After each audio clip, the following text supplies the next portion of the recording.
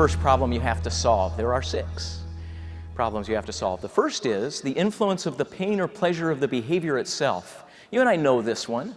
We know it's more fun to eat dessert than not eat dessert. That's why we eat dessert. Chocolate is yummy. It's pleasurable.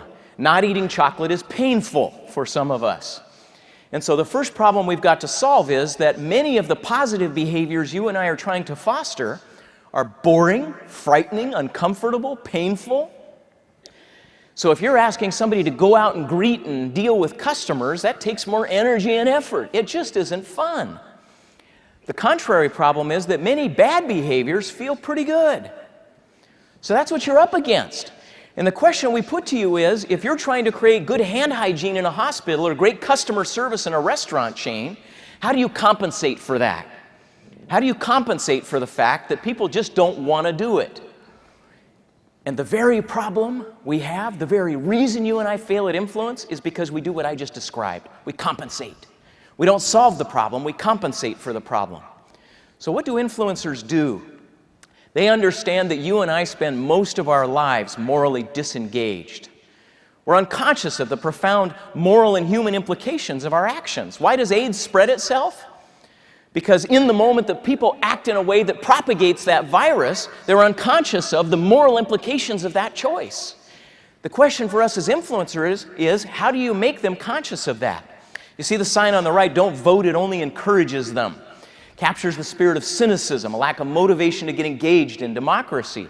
If you want to have greater influence over people's personal motivation, you need to help connect them with the human consequences of the behavior you're after. And one of the best ways to do that is by telling stories.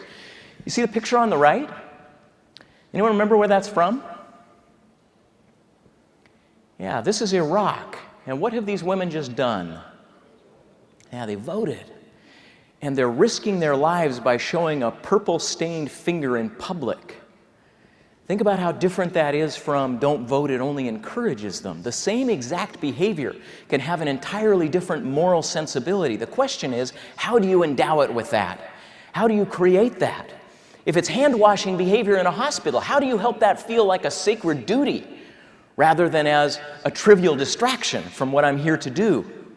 Influencers help make undesirable behaviors meaningful by connecting them with human consequences.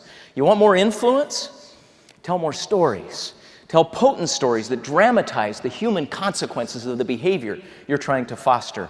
So that's one source of influence and one way to start thinking about it. But one problem you have to solve is if people just don't want to do it, your job is to find a way to help them awaken to how important that is. But here's the second question. The second problem you've got to solve is the influence of skill. Now this one's remarkable.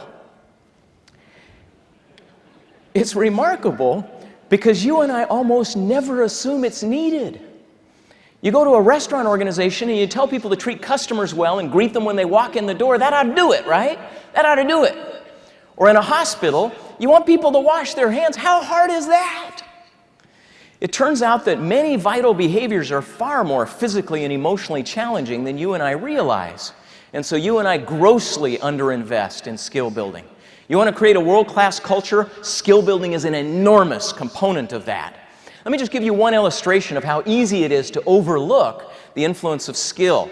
Let's take this for example. A behavior that most of us would argue is entirely motivational. What does it take to overcome powerful impulses?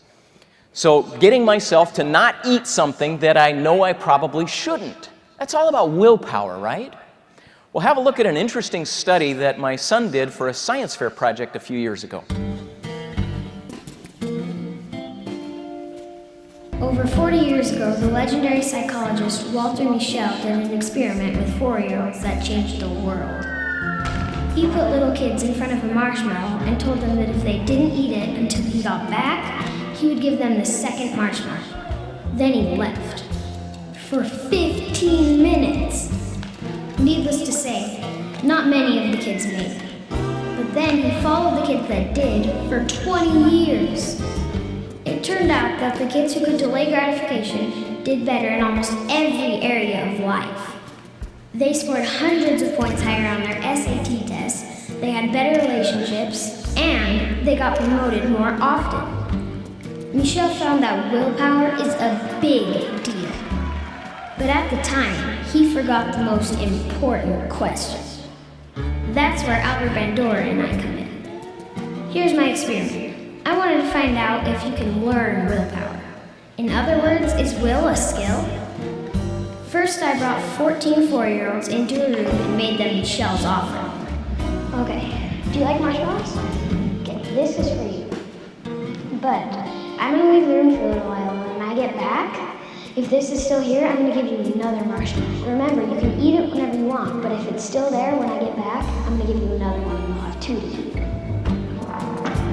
Then I watched them to see how many could wait for the second yummy treat. Just like in Michel's experiment, some made it. Okay, let's go from Jimmy. But most didn't.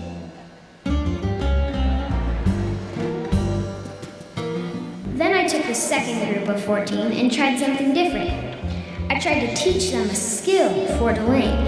I reassured them it was okay if they ate the marshmallow, but then I made some suggestions if they wanted to wait for the second one. Something you can do to help yourself wait is to not look at the marshmallow. Think of your favorite story that your mom or dad has read you, or you can play a game with yourself in the room.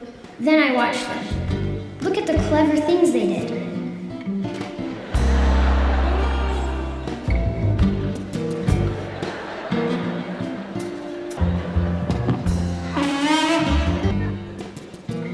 The results? 50% more kids made it when given advice about how to delay. So what's the point?